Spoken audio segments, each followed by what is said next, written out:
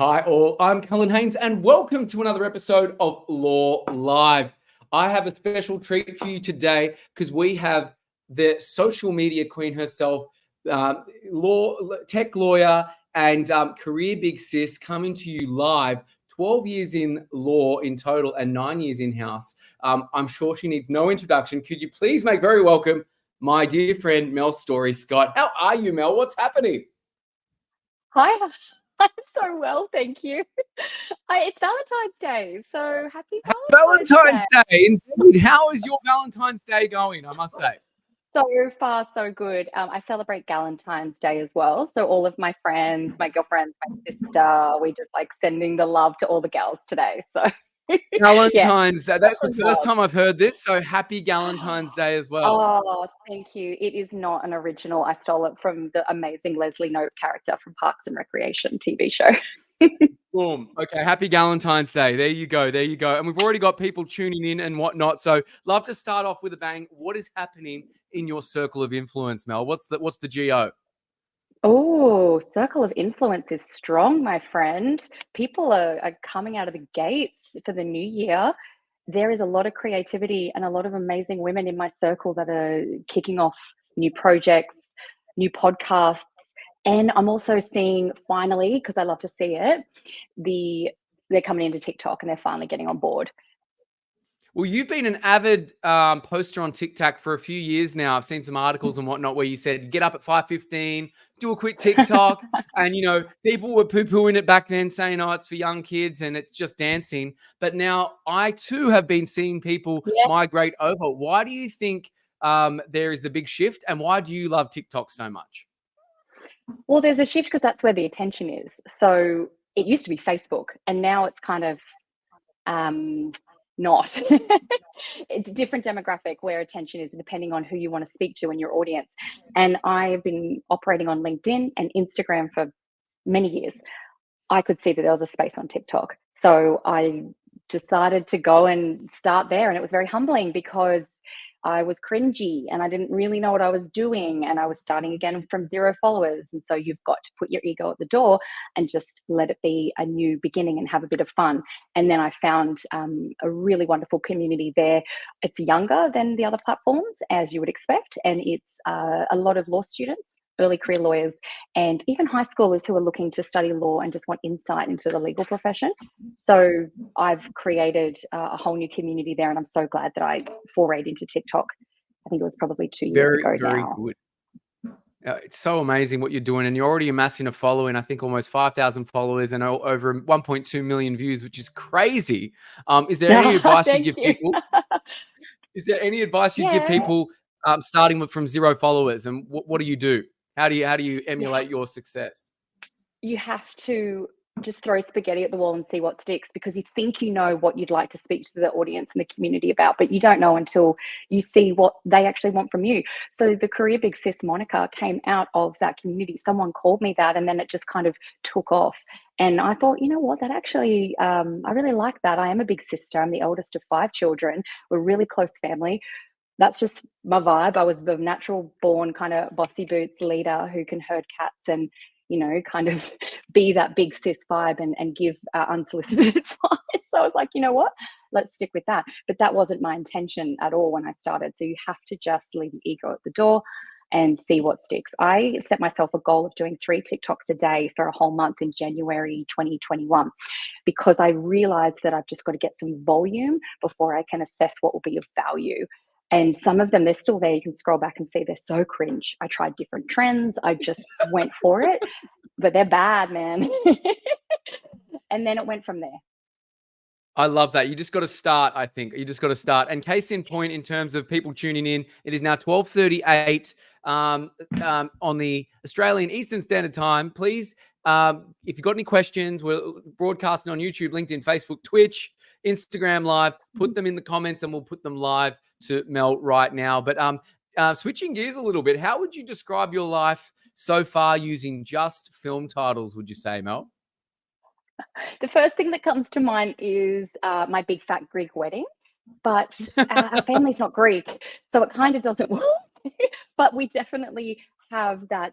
Family is so important to me, and so much of my life has been about family, and a big family, and a lot of influence from people that are immediate family, extended family, all of that. So that was the first thing. But truly, the one that I really think I want to stick to is The Pursuit of Happiness. That beautiful Will Smith movie based on a true Oh, story.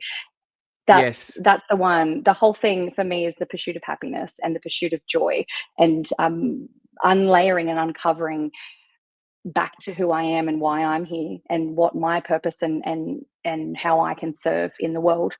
Because it's a pretty random occurrence. I think it's like 1 in a trillion chance that you can even be born. So you're here and you're like, okay, well, what am I going to do with this one beautiful, precious life? And that's a constant process of kind of figuring that out. And that's the beautiful pursuit and the journey that I'm on. I love what you're saying there. And I think I heard that that phraseology about the chances that you're even born are 1 in a billion, right? Like it's just Mm. absolutely incredible that you're here. There's actually our doctor who helped bring our first son Benji into the world, and I said that's a Oh, good point, right? Like it's just amazing. So and I too love that movie about grit, struggle, and I think when the rain clouds are forming, you just have to always remember that the sun is on the other side, right? 100%. Yeah, I love that analogy. No, And then you very get the good. And rainbow. how does it feel? Then you get the rainbow. How does it?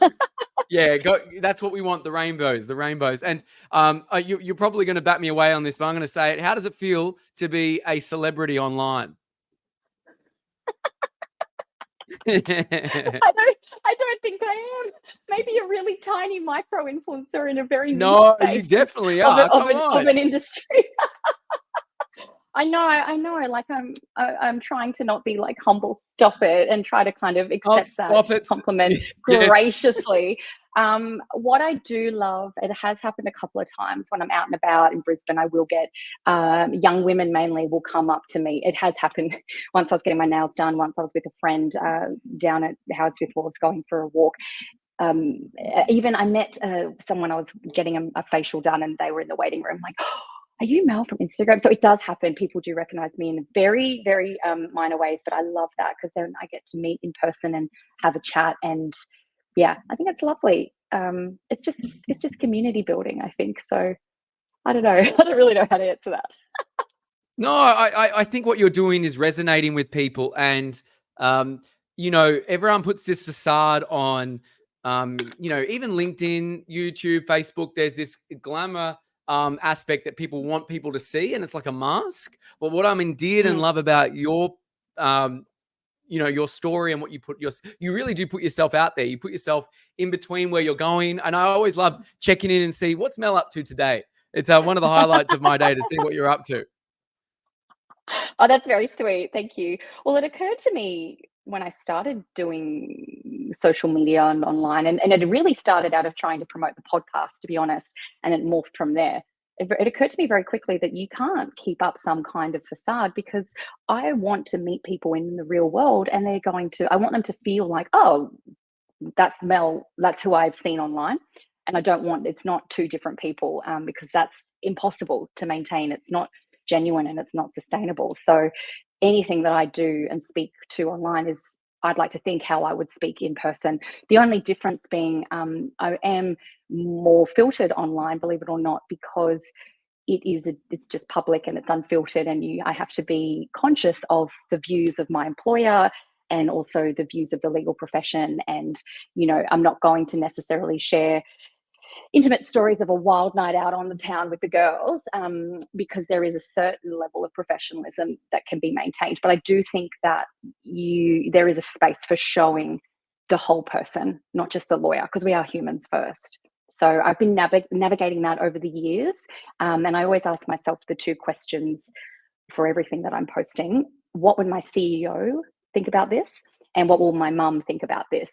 Because they're the kind of the two influences to make sure that I'm not oversharing or falling out of something that is just going to land me in hot water. Because you have to be careful, and not everyone out there has goodwill and good intent for you, and wants to see you succeed. So you've got to just be careful, I think, when you're putting yourself out there. That's a good point, and I think not many people I've talked about this issue with, or not an issue, but I've actually touched on that. Like, we see people putting their personal lives out there, which is great, but there's that line where if you could go a little bit too much. So that's a good thing that you're saying right now, I would say. Definitely. And it's each to their own on that. We all have different privacy settings. I'm pretty open book, but I won't share personal, intimate details, things that affect other people in my family or that aren't my stories to share and tell, and ultimately things that can affect my job prospects because I still need to pay my bills. So. Absolutely, absolutely. You got to pay for these Galentine's Day celebrations. So my goodness, can't Exactly. keep that going. And what does it mean? Because this was the first time I saw it on your TikTok. What does it mean to be a career big sis? Mm. I think it means to just be a little bit nosy and to give a little bit of unsolicited law or advice or career opinions, really. They're unsolicited often, and I put it out into the world, and then whoever it resonates with can choose to take that or not. And ultimately, what I think what it means for me is to be the person that I wish I had when I was coming up in the legal profession. I'm inspired by that intention daily. Who do I wish I could see? Who do I wish, what do I wish I could have known? What would have been helpful in that pivotal part of my career? And I look back at that person that I am still, that I was, and I share for her. And I think that ultimately is the goal of giving back and creating community. It's about bringing value. And if that resonates, that's fantastic. And if that doesn't, then that's okay as well, because you can't be all things to all people.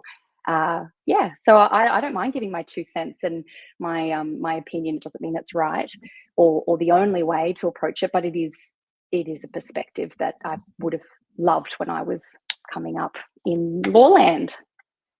No, absolutely. And I think anyone tuning in can get glean some gems from that indeed. And, you talk about self-care. I've seen some of your posts as well about, well-being and looking after that mindset in law land. What does it mean to practice self-care for you, would you say, Mel? It's fundamental. You have to be well to be able to work and to be able to contribute to your communities and to the productive nature of the day, however it might look like for you. And so it's everything. It's the foundation. We just can't we can't go and achieve all we want to achieve if we're not well. And wellness is whole of body, including mind. We are knowledge workers as lawyers. This is the thing that earns us the money. It's not my hands. I'm not building. Maybe some people, are. I don't know. And I guess I'm typing, so it's nice to have my fingers and my hands working. But what I'm trying to say is, if our mind and our brain is not well as an organ of our body, then we can't operate at the level that we want to. So it's everything for me. It's sleep, it's hydration, it's nutrient dense food where possible. It's also fun and balance and calm and exercise to release those happy hormones that the organ of the brain loves so well. And I think of my brain as an organ just like my heart, my lungs. And what do they need? What does my brain need? It's no different. And that'll shift in different parts and different phases of your life. And sometimes you might not get it right, and you're a little bit unwell, and you're not feeling as well as you would like. And acknowledging that is part of self-care as well, and being aware and able to then ask for help and be open to that help. There's been so many times in my life where I was either not aware that I was not well, and then once I became aware, really struggled with asking for help and trying to understand how to better look after myself. So that's been a process, and I think it's ongoing. And I'm always very happy to share about it, because that might help someone who's coming up through the ranks. And I think that just generally the concept of mental health as health is more broadly understood. There's less stigma than ever before, and I can't wait for that to continue, so that next generation of legal professionals doesn't have to suffer in the same way that we have. I think the statistics, 1 in 3 of us will experience generalized anxiety and or depression. And those stats are not surprising at all when I consider the nature of the work, the nature of the stress, and the nature of our personalities, and how we like to operate in the world at a very high level, perfectionist, unrelenting, unrelenting standards on ourselves, certainly takes its toll. So that's self-care is number one. Self-care is number one. It's a great note to end on that point. And probably a nice segue. Is there any passion projects you're working on right now? And is there anything you'd like to see change in law as well? I have so many passion projects. I'm so enthusiastic and high energy about a couple of things. My podcast season 4 is working away on the background. I had such trouble keeping the cadence with that last year because my professional working life was bonkers and I was exhausted by the end of the week. So I was like, the side hustle is going to have to take a sidestep, but that's come back in, which there's so many amazing stories of in-house lawyers to share. And it's amazing. And I'm working on an ebook as well, my first digital product, which I'm very excited about because I want to make it that career big sis, accessible, able to be digested in a way that is helpful for 3 different parts of your career. I'm going to do part 1 is arriving, part 2 is surviving, and part 3 is thriving. So that is a huge passion project. And the beautiful Claire Stiles, who I know you have interviewed as well, her and I are going to Bali next week for a writer's retreat. She's working on her own passion project, and we're just going to go and be creative for a week and smash that out. So that one's coming, and the price point's going to be So super exciting accessible as well. I want that to be able to reach lots of people that need it, in law students, early career lawyers, and maybe it might be helpful for people in other professional services as well. We'll see how it shapes out. Very good. And in terms of lessons for young professionals or anything that you'd like them to know about your journey, what would you impart to them, would you say there, Mel? Your career is a marathon, not a sprint. So take the pressure off, play the long game, be patient. If you don't have it all figured out just yet, number 1, you're not alone. Most of us don't. And number 2, that's okay. That's Give so yourself true. that time and space. Yeah, we're all just trying to figure it out, aren't we? And I think that I still want to, I don't know what I want to be when I grow up, and I've been practicing for over 10 years, but the giving yourself permission to learn and grow and evolve and change your mind when you get access to new information is very helpful. So it's a long game. We're going to be working for a very long time. The cynic in me thinks we may never be able to retire. So it's a long time. I hope I'm wrong on that, but there's a long time to be a lawyer or to be working. So if you don't feel like you're there yet, that's okay. That's exactly where you should be. Be patient, keep learning, give yourself that space and that grace to grow. I love that. I think that reminds me of Hafiz, a Sufi poet, said, "This place where you are right now, someone circled on a map for you." We all want to get Oh, somewhere. Sometimes we just have to enjoy the journey, right? yeah, I love that. And this is maybe a bit morbid, but I love to ask this question. When all is said and done, Mel, how would you like to be remembered? I want to be remembered fondly with good thoughts, and not like, oh, thank God she's gone. Oh, So that's a pretty easy one, I reckon. Being a good person. Yeah, I just want to feel like everyone that I met and encountered in my life left that encounter feeling a little brighter and a little lighter. and you're already doing that, Mel. You are already doing that for sure. Thank you. Yeah, we all play our part, and yeah, it's just nice to build community and share what I've learned for those that it might be helpful to, and then spread that confidence as well, that you cannot be what you cannot see. So if I am out there being me, wearing my pink and being girly, but still being serious and professional and just me, if that's inspiring to a younger person coming through the profession, and that would be quite a legacy if someone felt like they could be themselves because they saw me doing it, because it does take courage, and it's not It without does.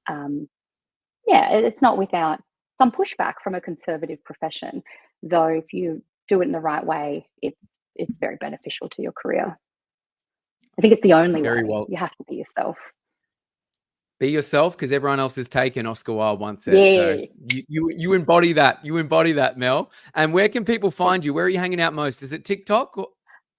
Oh, it's a split of TikTok and Instagram stories. The Instagram DMs are on fire as well. And I'm connecting with a lot of people privately there. A lot of people don't want to share publicly or ask questions publicly, especially if they're practicing in law, because they're just concerned about perceptions, maybe that they're wanting to look to come in house if they're in private practice and that kind of thing. So there's a lot of public conversation that I have, which I love to do. So that dialogue happens there.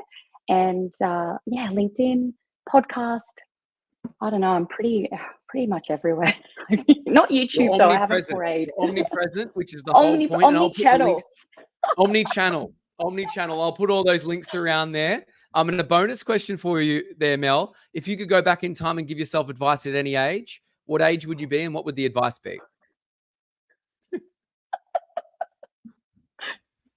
I would be 19 and I would say dump him and go on exchange to America. That's what I would say. Oh, very well said. If we could beam this to the past, Mel's story in the past, watch this. Dump that guy. She won't listen. She'll be like, no, it's love. She would be going, I still look fabulous when I'm 25 years old. That's what she'd be saying. Let me tell you. There you go. When she watches the video. Oh, well done there, Mel. Thank you for being part of this today. It's been an honor to talk to you. And no doubt your busy schedule, and looking forward to seeing the ebook come out, you telling your stories and tuning into the next episode of your podcast. Oh, thank you. And I so appreciate what you're doing in our space as well, because you're creating community and holding space for others to share their stories. So you're out there living and practicing what you preach. And I love to see it. And it's so awesome to connect and do this. Thanks so much, Mel. It means the world. Have a great Wednesday, everyone. Take care. Happy Valentine's Day.